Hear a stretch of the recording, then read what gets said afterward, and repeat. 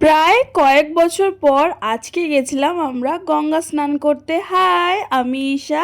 আজ ছিল আমাদের পাড়াতে কালী পুজো। তো চলো আজকের ভিডিওটা তোমাদের সাথে শেয়ার করি। সকাল সকাল আমি, মা, বাবা চলে গেছিলাম গঙ্গাতে স্নান করব বলে। আর সেখানে গিয়ে বর্ষার সাথেও দেখা হয়ে গেছিল। তো প্রত্যেক বছর আমরা যাই এরকম ভোরবেলায় গঙ্গা স্নান করতে, কারণ এটা আমাদের হয়েই আসছে অনেক বছর ধরে।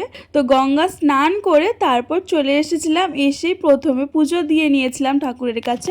এই পুজোতে আমার একটা মেন কাজ থাকে, সেটা হলো আলপনা দেওয়া। আর আমি তো আলপনা দিতে বসেও পড়েছি।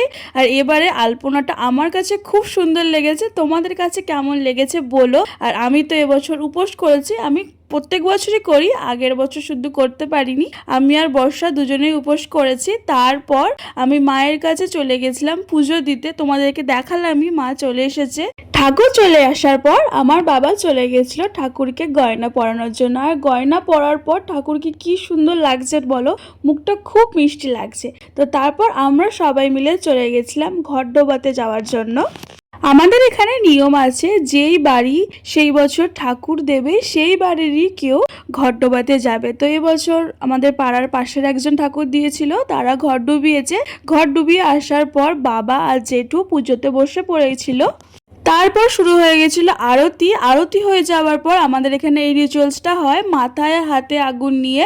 কারা কারা জানো এই রিচুয়ালসটার কথা? তো তারপর আমরা বসে পড়েছিলাম পুষ্পাঞ্জলি দেওয়ার জন্য।